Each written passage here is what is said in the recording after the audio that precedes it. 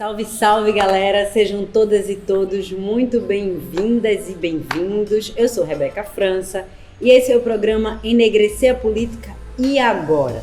A gente está apresentando agora o episódio 2, mas antes teve um episódio onde a gente apresentou uma questão muito importante. Qual é o significado, a importância de enegrecer a política?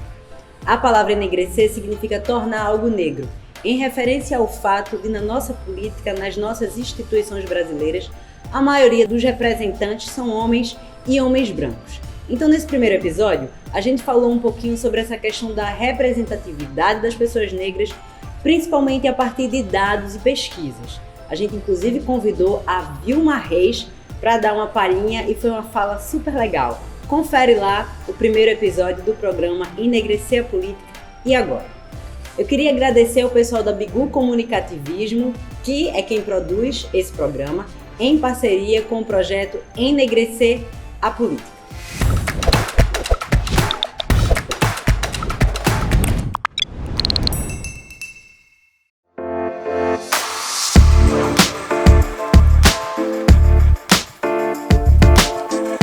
Hoje, no episódio 2, nós vamos falar sobre movimentos sociais e partidos.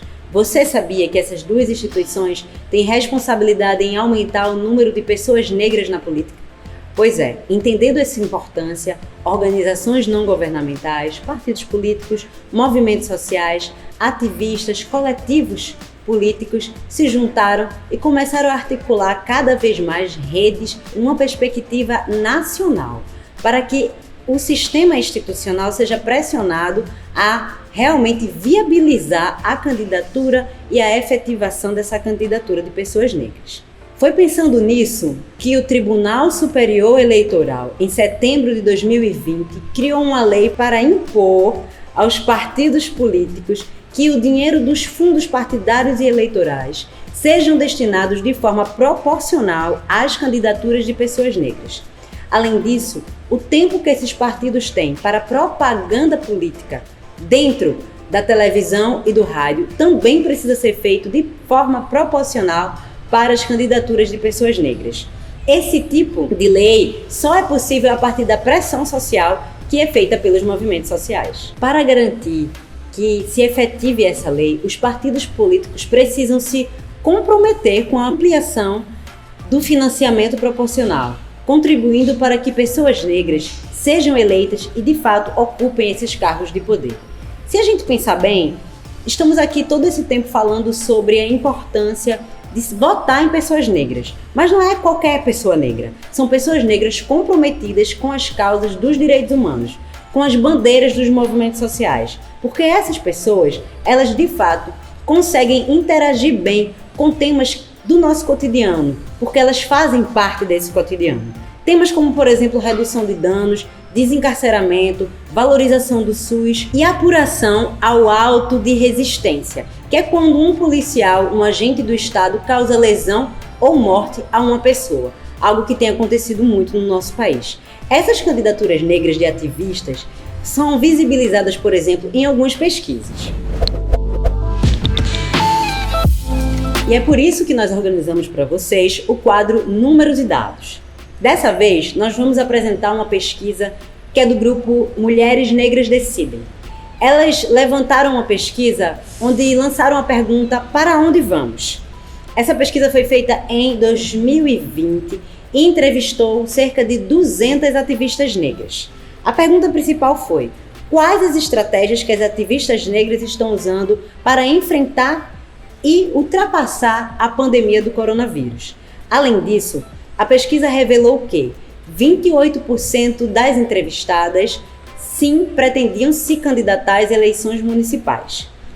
48% já estão ou estiveram envolvidas em eleições. E 74% das 200 mulheres negras entrevistadas afirmam que são de movimentos sociais, ONGs, coletivos e partidos. Para você entender um pouco mais sobre a pesquisa Para Onde Vamos, do Mulheres Negras Decidem, você pode acessar o site www.paraondevamos.org. E agora, a gente selecionou para vocês um momento importante. É o quadro Tu Lembra? É que a gente foi atrás de umas falas de massa que aconteceram em 2020, no Encontro Nacional de Candidaturas Negras. A gente selecionou um trecho de Mônica Oliveira.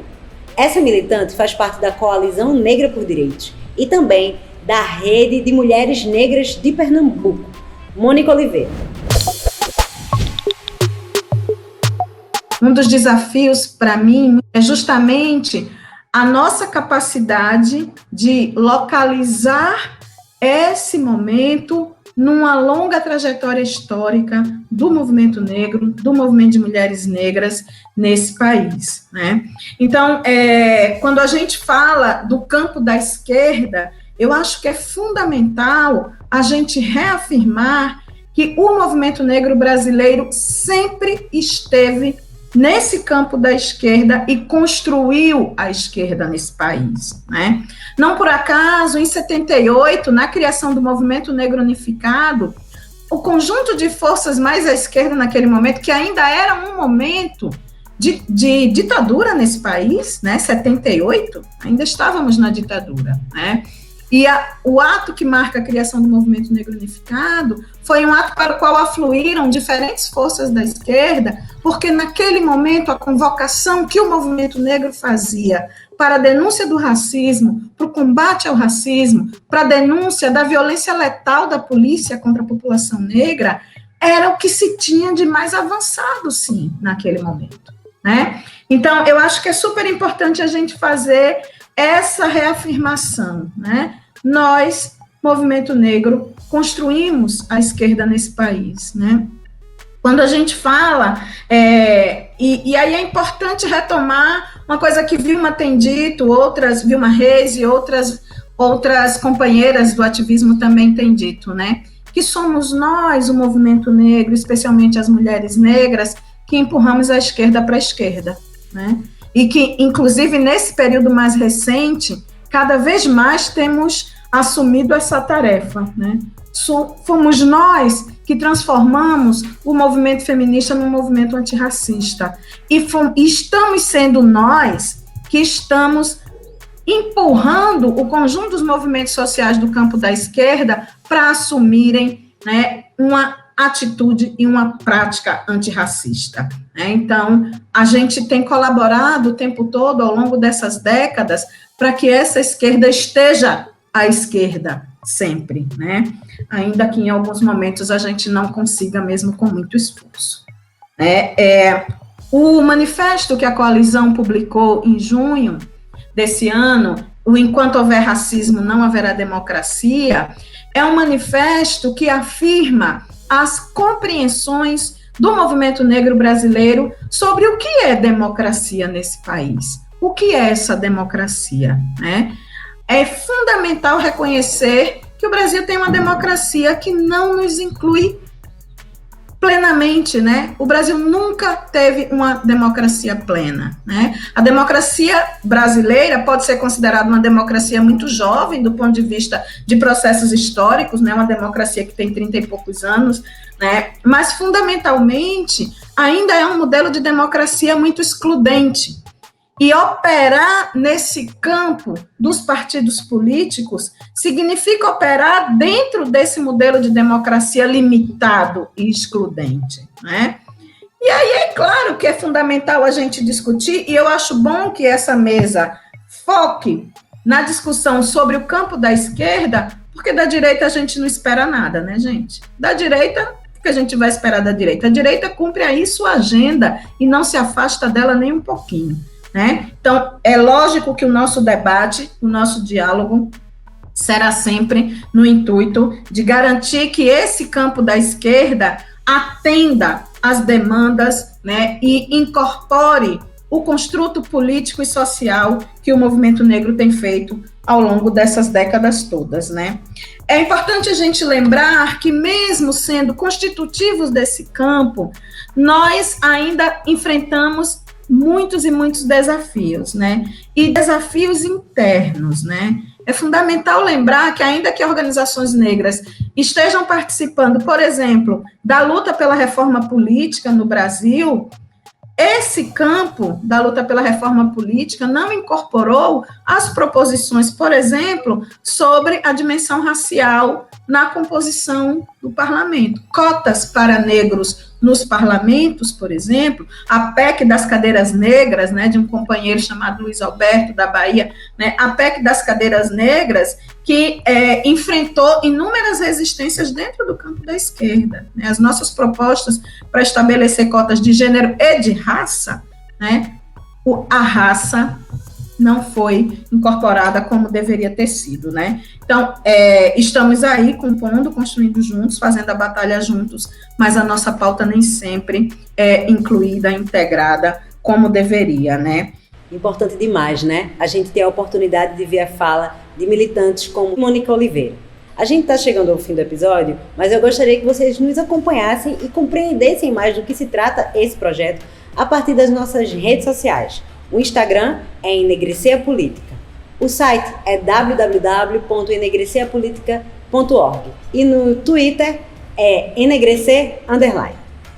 Para você ficar com gostinho de quero mais, a gente preparou esse encerramento com uma dica cultural. Até a próxima!